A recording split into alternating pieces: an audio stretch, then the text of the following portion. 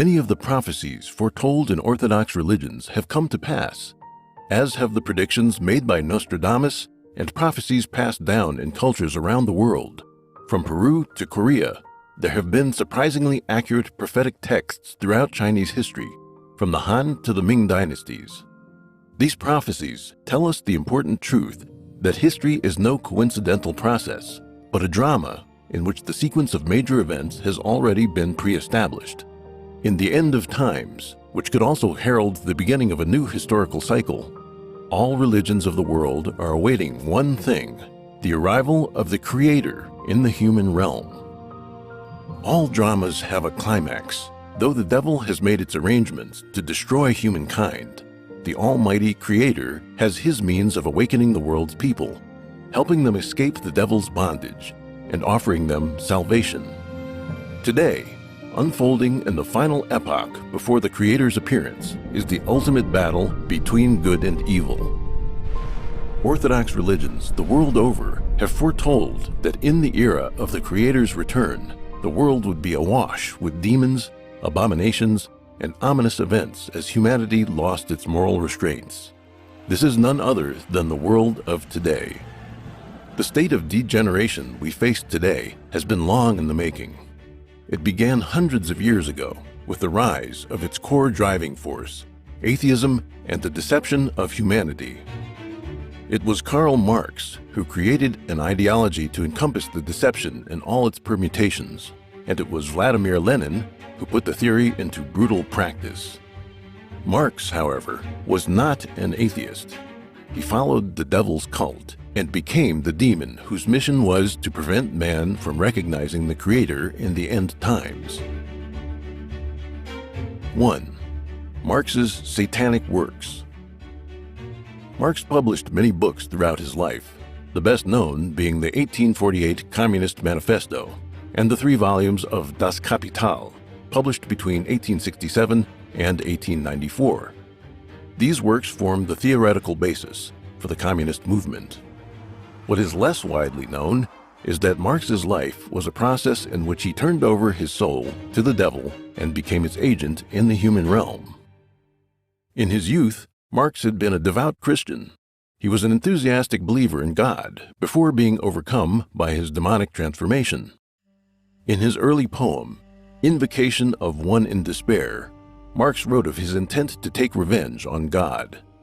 So a God has snatched from me my all, in the curse and rack of destiny. All his words are gone beyond recall. Nothing but revenge is left to me. On myself revenge I'll proudly wreak, on that being, that enthroned Lord. Make my strength a patchwork of what's weak. Leave my better self without reward. I shall build my throne high overhead. Cold, tremendous shall its summit be. For its bulwark, superstitious dread. For its marshal, blackest agony. Writing to his father, Marx described the changes he was experiencing. Quote, "A curtain has fallen. My holiest of holies was ripped apart, and new gods had to be set in their place.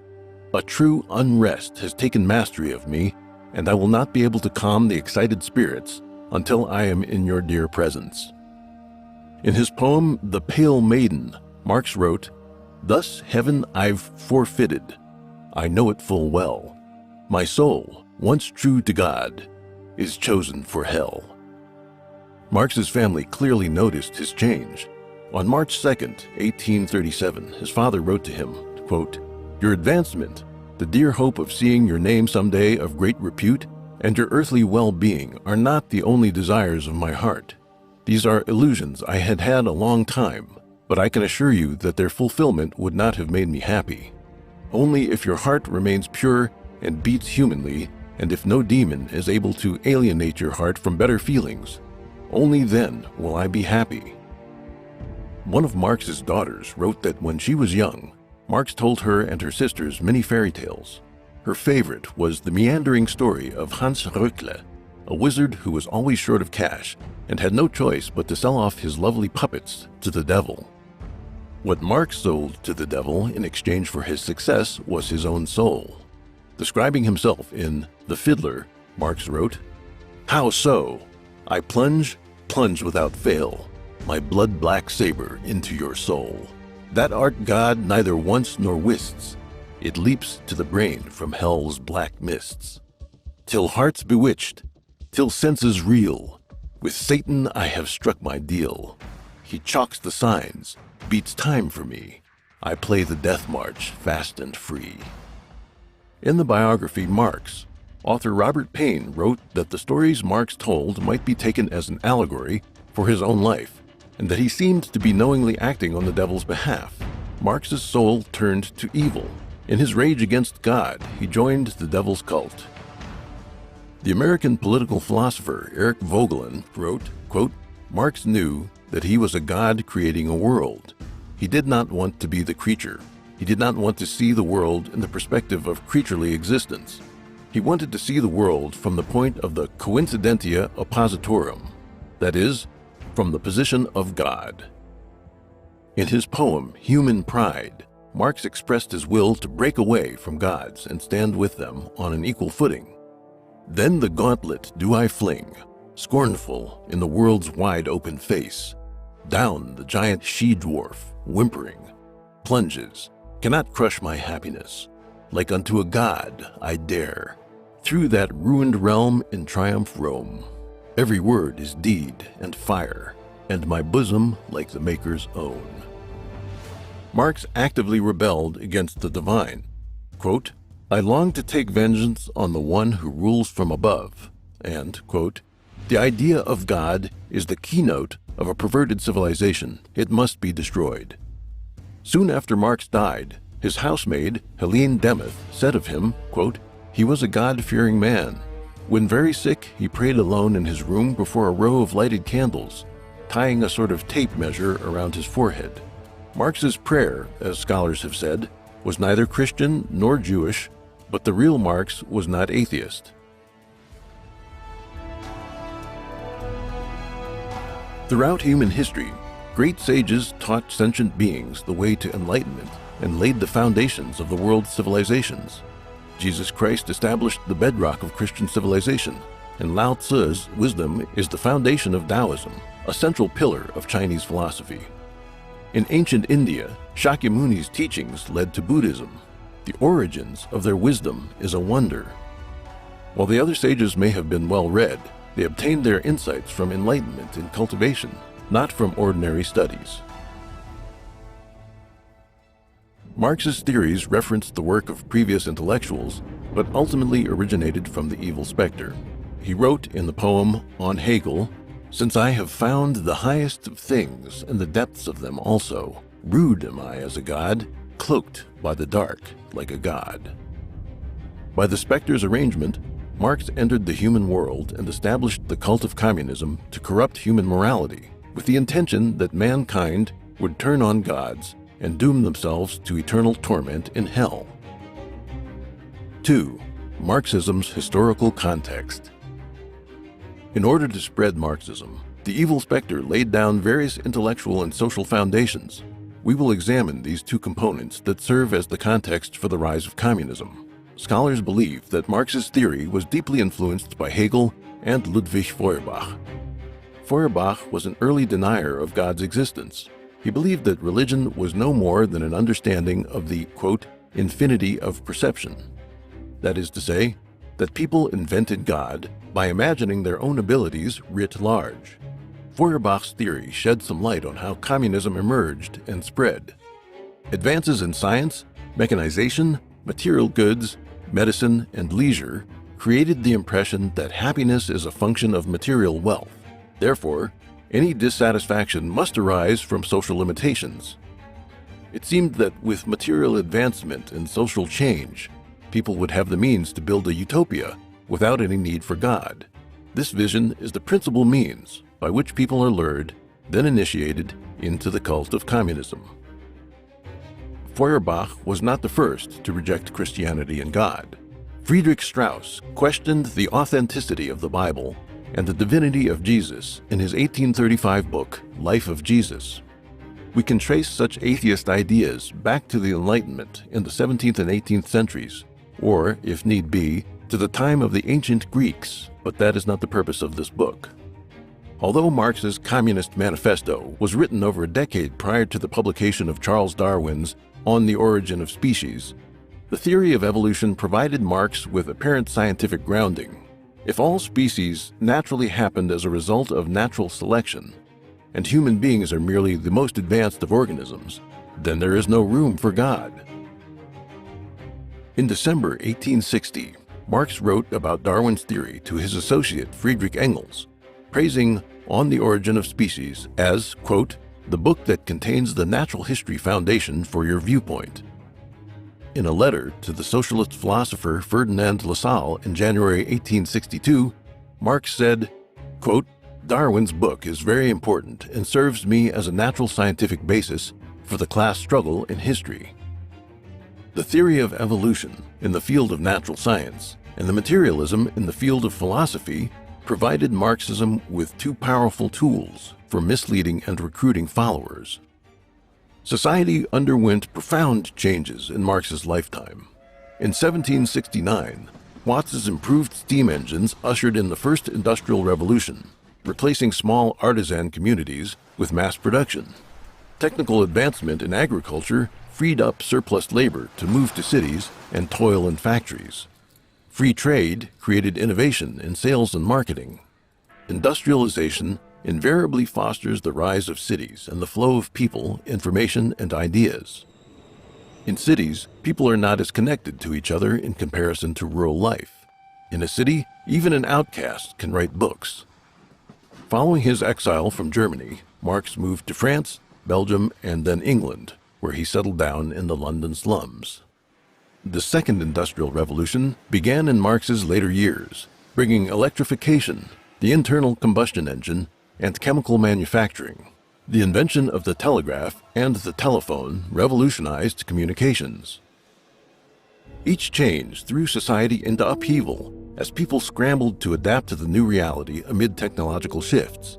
Many could not keep up, leading to the polarization of haves and have-nots, economic crises, and the like.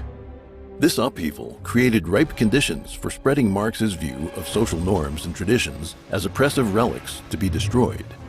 At the same time, as technology made it possible to transform nature on a large scale, humanity's arrogance grew. Rather than viewing Marxism as the result of social upheaval and the attendant intellectual trend, these factors should be understood in light of the devil's plans to destabilize humanity and spread Marxism among mankind.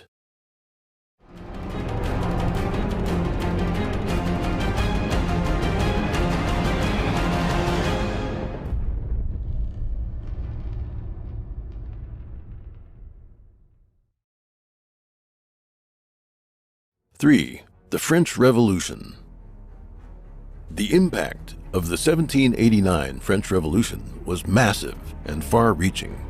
It destroyed the monarchy, overturned the traditional social order, and began a system of mob rule. Engels said, quote, "A revolution is certainly the most authoritarian thing there is. It is the act whereby one part of the population imposes its will upon the other part by means of rifles, bayonets, and cannon. Authoritarian means, if such there be at all. And if the victorious party does not want to have fought in vain, it must maintain this rule by means of the terror which its arms inspire in the reactionists." The Jacobin club that took power after the French Revolution knew this well. After sending French King Louis XVI to the guillotine, Jacobin leader Maximilien Robespierre's reign of terror executed another 70,000 people, most of whom were completely innocent. Later generations wrote on Robespierre's epitaph, "Whoe'er thou art who passest, pray don't grieve that I am dead. For had I been alive this day, thou'dst been here in my stead." The three policies of political terror, economic terror, and religious terror practiced by the Jacobin Club in the French Revolution appeared as a prelude to the tyranny of the Communist Party.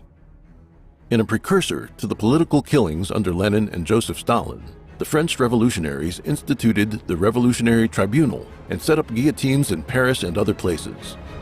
Revolutionary committees decided whether a prisoner was guilty while special agents of the National Convention held authority over the military and administrative subdivisions. The sans-culottes, or proletariat, held status as the most revolutionary class. According to the Law of 22 Prairial, enacted on June 10, 1794, pre-trial and defense counsel were banned, and all convictions were required to result in the death penalty. In lieu of evidence, rumors, inference, and personal judgment were all valid for the purpose of obtaining a verdict. When the law went into effect, it greatly expanded the reign of terror, with an estimated 300,000 to 500,000 people jailed as suspects. Likewise, the economic terror of the Jacobins seemed to preface the war communism that would be implemented in Russia by Lenin. A law passed on July 26, 1793, made hoarding an offense punishable by death. One of the greatest adversaries of the French revolutionaries was the Catholic faith. During the Reign of Terror, Robespierre, painter Jacques-Louis David, and their supporters established a form of atheism based on Enlightenment trends called the cult of reason to replace Catholicism. On October 5, 1793, the National Convention abolished the Christian calendar and instituted the Republican calendar. On November 10th, the Notre Dame de Paris was rechristened the Temple of Reason, and an actress portrayed a goddess of reason as an object of worship for the masses. The cult of reason was quickly enforced throughout Paris. Within a week, only 3 Christian churches remained operating. Religious terror filled Paris. Priests were arrested en masse, and some were executed. The French Revolution not only provided a model for the Soviet regime established by Lenin, it is also closely connected to the development of Marxism. François-Noël Babeuf, a utopian socialist who lived through the French Revolution and was executed in 1797 for his involvement in the conspiracy of the equals, advocated the abolition of private property. Marx considered Babeuf to be the first revolutionary communist. France was heavily influenced by socialist ideologies in the 19th century. The League of Outlaws, which took Babeuf as its spiritual founder, developed rapidly in Paris. German tailor Wilhelm Weitling joined the Outlaws in 1835. Under his leadership, the secret society renamed itself the League of the Just. In a meeting held in June 1847, the League of the Just merged with the Communist Correspondence Committee led by Marx and Engels to form the Communist League led by those two men. In February 1848, Marx and Engels published the foundational work of the international communist movement, the Communist Manifesto. The French Revolution was just the beginning of a long period of social turmoil throughout Europe as revolutions and insurrections took place one after another from the end of Napoleonic rule, affecting Spain, Greece, Portugal, Germany, various parts of Italy, Belgium, and Poland. By 1848, revolution and war spread throughout Europe, providing an optimal environment for the spread of communism. In 1864, Marx and others established the International Working Men's Association, also known as the First International, placing Marx as the spiritual leader of the communist workers' movement. As effective leader of the First International, Marx worked to create a core group of strictly disciplined revolutionaries who would rally the workers to insurrection. At the same time, he found a need to banish those who disagreed with him from the organization. Mikhail Bakunin, the first major Russian Marxist, gathered many recruits for the communist movement, but Marx accused him of being a Tsarist agent and expelled him from the First International. In 1871, the French branch of the First International launched the first communist revolution, the Paris Commune. 4. Communism debuts in Paris. The Paris Commune was established following France's defeat in the Franco-Prussian War of 1870. Though French Emperor Napoleon III had surrendered, the Prussian armies lay siege to Paris before withdrawing. The humiliation of surrender, combined with long-standing unrest among the French workers, led to a general uprising in Paris, and the newly established French Third Republic withdrew to Versailles, leaving a power vacuum in the capital. In March 1871, the Paris Commune began with the rebellion of armed mobs and bandits from the lowest rungs of society, led by socialists, communists, anarchists, and other activists. The movement was affiliated with and heavily influenced by the First International. It aimed at using the proletariat as agents of revolution to destroy traditional culture and transform the political and economic structure of society.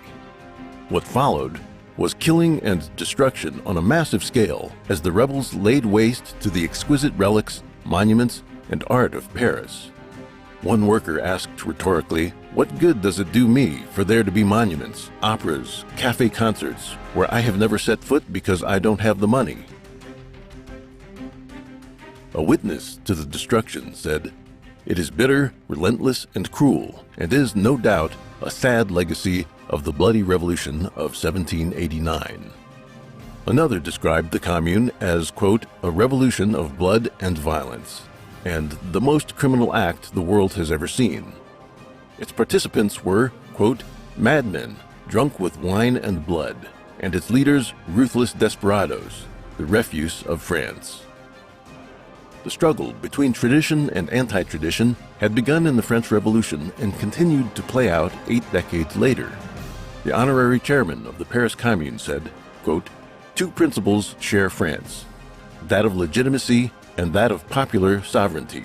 The principle of popular sovereignty rallies all men of the future, the masses who, tired of being exploited, seek to smash the framework that suffocates them."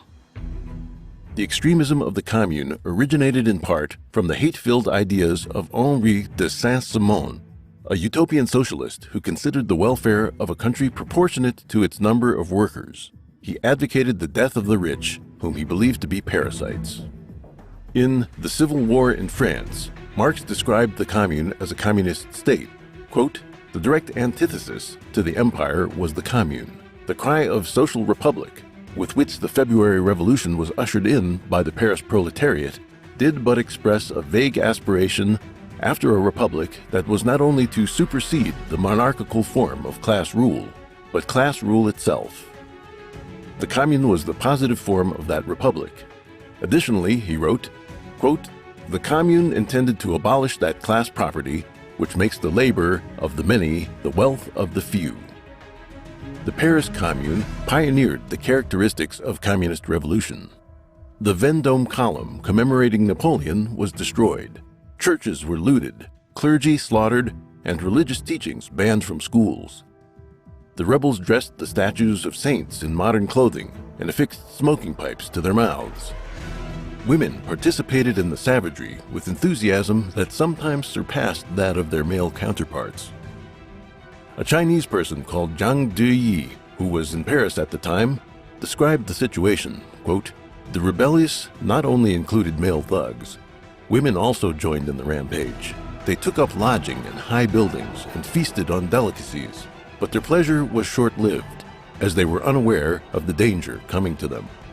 On the verge of defeat, they looted and burned buildings. Priceless treasures were reduced to ashes. Hundreds of female rebels were arrested and admitted that it was mainly the women who led the arson." The violent frenzy that accompanied the fall of the Paris Commune is not surprising.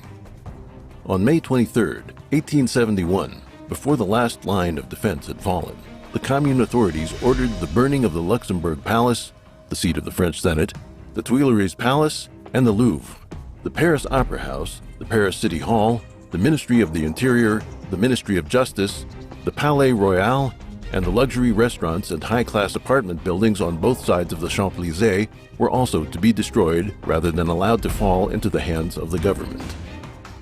At 7 p.m., Commune members carrying tar, asphalt, and turpentine started fires at multiple locations across Paris.